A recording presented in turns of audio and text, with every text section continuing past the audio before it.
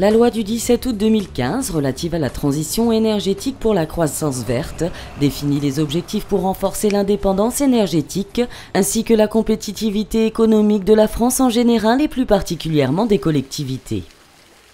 La transition énergétique, c'est de passer de l'énergie fossile à l'énergie renouvelable.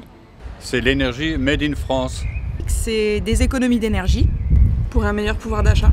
C'est une question prégnante et essentielle pour la municipalité, puisque le développement durable aujourd'hui est quelque chose qui doit être intégré dans tous les actes de la vie courante. Et c'est dans ce cadre-là que la Régie municipale d'électricité a, dans ses idées de développement, émis l'hypothèse de créer un réseau de chaleur qui a des avantages très importants en matière de respect de l'environnement, puisque là on utilise des bois qui sont destinés à la chauffe, et ça peut être les résidus par exemple de la forêt du bois de Coulanges.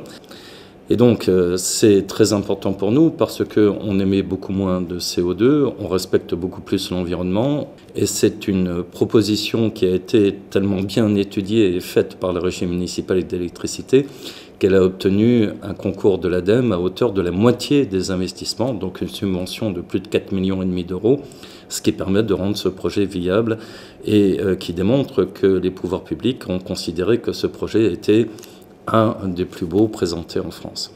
Une subvention complémentaire de 850 000 € vient de nous être attribuée par l'Europe, portant ainsi le taux des aides à 65% du coût de l'investissement. Le principe est simple. Le réseau de chaleur est alimenté par une chaufferie centrale qui produit de la chaleur à travers une eau chauffée à 95 degrés et qui la diffuse dans un réseau souterrain et isolé à travers la ville. Nous pourrons dès l'année prochaine fournir de la chaleur pour les bâtiments concernés, pour le chauffage et pour l'eau chaude sanitaire. Le combustible que nous avons choisi est le bois, la biomasse. Cette démarche est respectueuse de l'environnement et elle s'inscrit dans une logique d'indépendance énergétique face aux énergies fossiles comme le gaz ou le fioul et ses fluctuations tarifaires. Nous disposons d'une ressource de proximité. Nous avons des massifs forestiers importants, une filière bois contrôlée par l'ONF Énergie, les coûts sont maîtrisés. Alors ce projet valorise non seulement toute la filière bois, mais garantit une bonne croissance de nos forêts.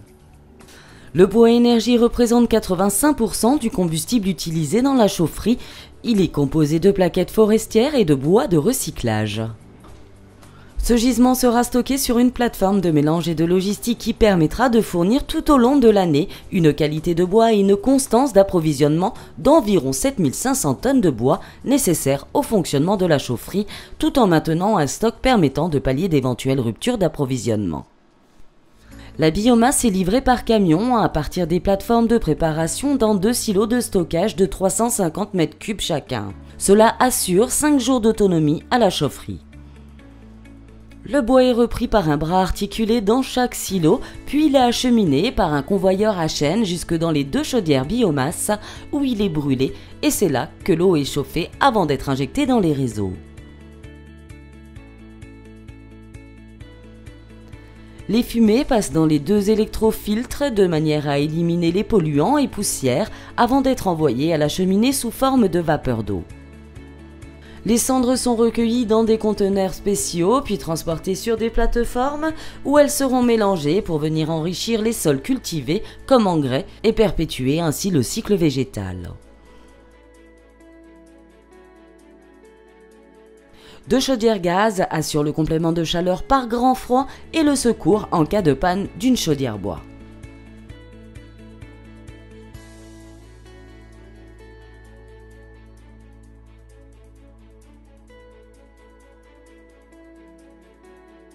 Deux réseaux vont être construits. L'un desservira les bâtiments sur la ville, les tribunes du stade, le complexe Saint-Exupéry, le palais des sports, le collège, la médiathèque, le groupe scolaire Charles Péguy,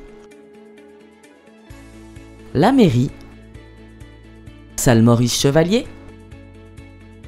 le COSEC, l'école L'Île aux enfants, l'école du parc, le conservatoire de musique et le parc immobilier de Mosélis.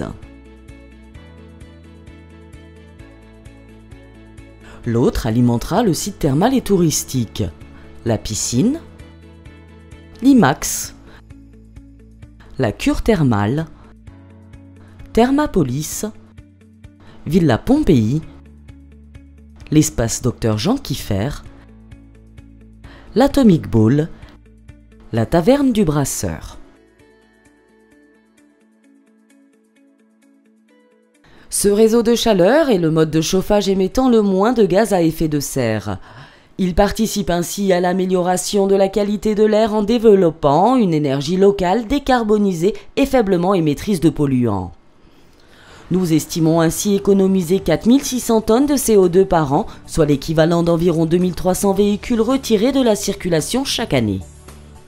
Au-delà de la performance de l'outil industriel qui va être mis en œuvre, ce sont de nouvelles compétences que la Régie d'Amnéville propose: concevoir, construire, exploiter et accompagner les futurs usagers dans une démarche de développement durable. C'est un vrai engagement pour l'avenir.